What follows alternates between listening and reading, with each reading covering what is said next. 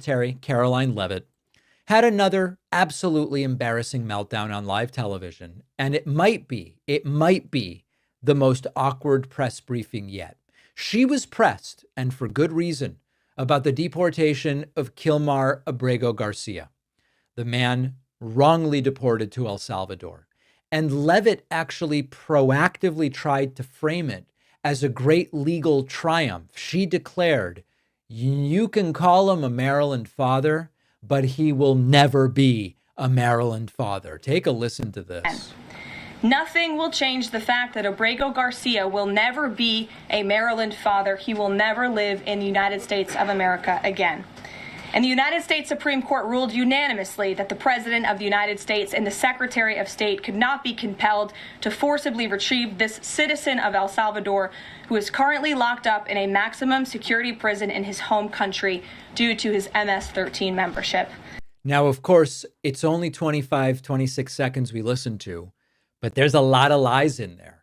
When she says the Supreme Court ruled that we can't be forced to get him out by force. Supreme Court didn't really weigh in on that. The Supreme Court said the deportation was wrong, the lower court's authority to determine that was valid, and that the Trump administration must facilitate the return of Abrego Garcia to the United States. The other aspect to this is if what she cares about is what the Supreme Court says, the Supreme Court has also previously ruled that it is against the law to imprison people without due process.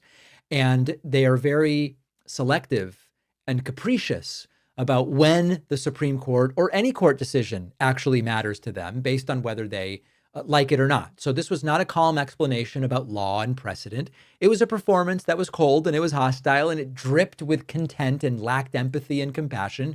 And it is merely political theater. Now, when she finished these remarks, she asked, does anyone have a question? And a reporter says, I have a question. And instead of taking it, Karoline Leavitt looks around and goes, anybody? And then just leaves. Thank you. Does anyone have any questions for Patty or for me? No? I have a question. No? Anybody? Okay. We'll see you all later. The president will be at his dinner later this evening. Thank you. Thank you for being here, Mr. There you go. It's becoming a pattern. The Trump team doesn't want to answer questions. They want monologues and sound bites. They want to control the narrative and have zero accountability. And when they don't get that, they melt down, they walk out, or they insult the person asking the question. The truth is, of course, many of us have questions, real questions.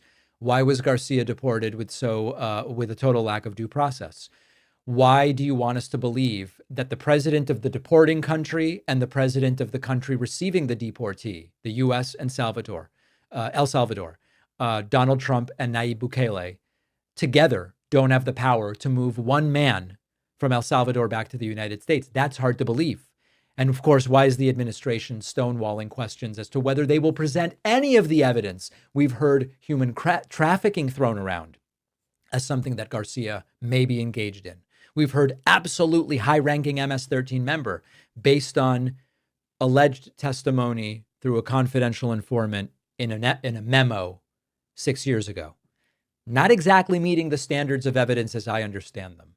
And then, of course, why does Karoline Leavitt sound more like the press secretary for a campaign than a public official meant to inform the people?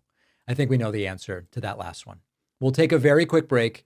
Make sure you're subscribed to the YouTube channel, folks. We're beyond 3 million subscribers and pushing towards 3.5 million.